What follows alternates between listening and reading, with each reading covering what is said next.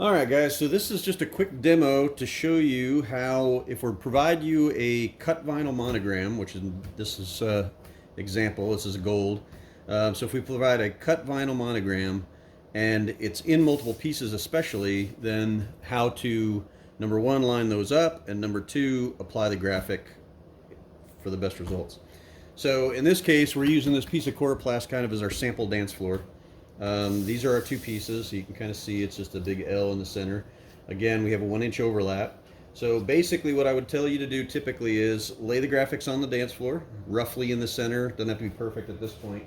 And then basically what you're going to do is you're going to do that 1 inch overlap. So we typically put the top on first and then lay the bottom, but you can do it either way. And basically what you want to do is line up the graphics so that they're hitting exactly where they are to be, where they look the best. And you'll have to play with this, you know, placement takes a couple minutes to really figure out, especially on the scale of a big floor. Once you've kind of got everything lined up, then I typically tell you put a couple of pieces of tape across the seam, and then we'll check the alignment, do another one there, check the alignment, do another one here. That one's a little high. All right. And if you've got a spot where, like in this example, I don't know how well you can see this, but where this cover overlaps that part of the graphic, don't worry about that. That's not a problem. So, because this tape, this application tape is going to go away after the graphics laid down. So that gives you your whole piece taped together.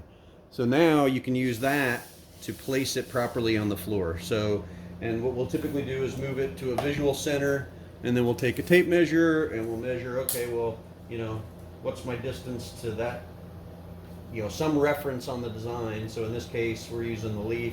It's 12.5 inches to that. What's my reference over here? We're at 12 inches, so I need to come over a little bit more, make that 12, make that roughly 12. Now we're good left to right, and then do the same top and bottom, right? Once you've got it kind of in its spot where you're happy with it being centered, then what I would do in this example is we're going to do a tape seam in the center, top, tape seam, I'm sorry, top and bottom. Then, since we've got two pieces, you want to do a couple more references, either also along the bottom or even potentially at the side. This is a round example, so it's a little simpler. If that was a rectangle, then I would say put a piece on the side, kind of low, like just low enough that we can fold this piece over, which I'll show you here in a minute. So anyhow, so we're gonna lay some reference pieces of tape down. We'll do the same thing here. And basically what this is doing is this is just anchoring the whole thing so it doesn't move on us. Okay? Once that's done, then we can, we know that the bottom's anchored where it's not going to move around, the top's anchored where it's not going to move around. Now we can separate the pieces. So we can remove the tape between them. You don't have to remove it. You can do a cut if you want, but I, you know, typically just remove. So you remove the pieces between them. Now what I'll do is I'll take the overlapping piece and I'll just kind of fold it over on itself. Now, because this is such a small scale, it's not going to fold over well. It's going to be a little challenging, but you know, and you don't want to put a hard fold in it. I am going to do a little bit of a fold just to do what we want. Again, when you're doing it on a real floor, you've got a lot more space. This is going to fold over kind of naturally, and that's going to basically get that out of your way to work on this piece. Now, once we're ready to do that piece, we're going to set another piece of tape, because what we're going to do is we're going to apply this with what we call the hinge method. So we're going to remove the other pieces of tape. We've got these two to basically create our hinge. And now we can hinge this way and we can hinge this way. So pick a side that you want to start on. And then we're going to flip this piece over. Don't crease it, but just kind of flip it over, lay it flat.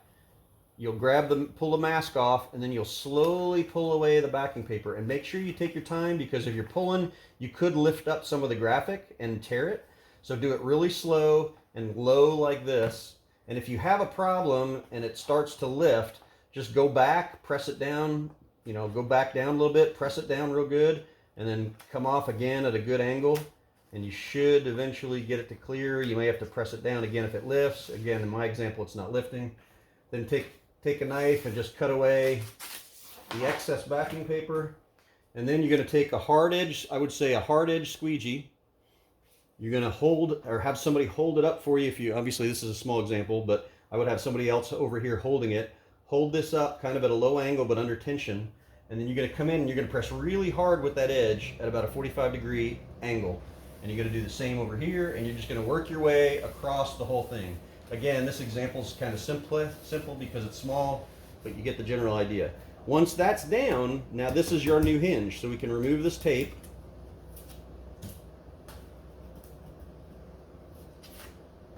And then we can flop this over and then do the same thing. We're going to just peel away the rest of the backing paper. Again, keep it low, go slow, so that if you lift anything accidentally, you can press it back down.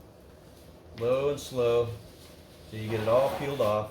Then again, have your helper lift it up, hold it over this other edge under tension, and then work those edges.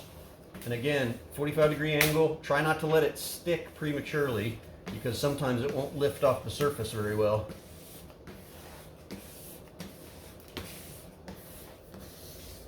Okay, so once that's down and applied, and everything looks good, you can go over the edges just to make sure everything's good. And then you're going to take an edge of the pre-mask, and you're just going to slowly peel it off at a severe angle so you don't accidentally lift up your graphic.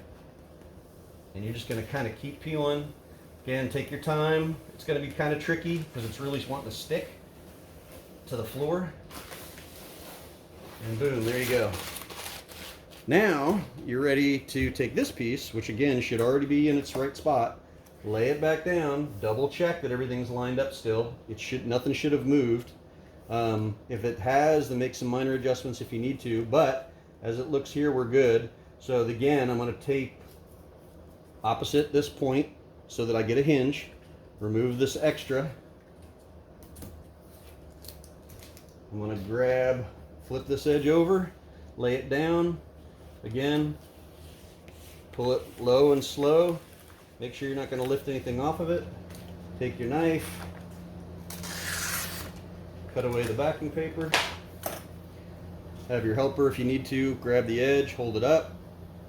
Again, hard 45-degree squeegee angle. Just work yourself out and down. Then you can remove the tape, because again it's hinged now with this. Flip it over, peel that back, and start your same work. Sorry, the floor, the piece is moving on me a little bit. That won't normally happen because the floor is not going to move on you. There we go. So we got that down. Again, double check all your edges, make sure it's good. Peel that top mask off.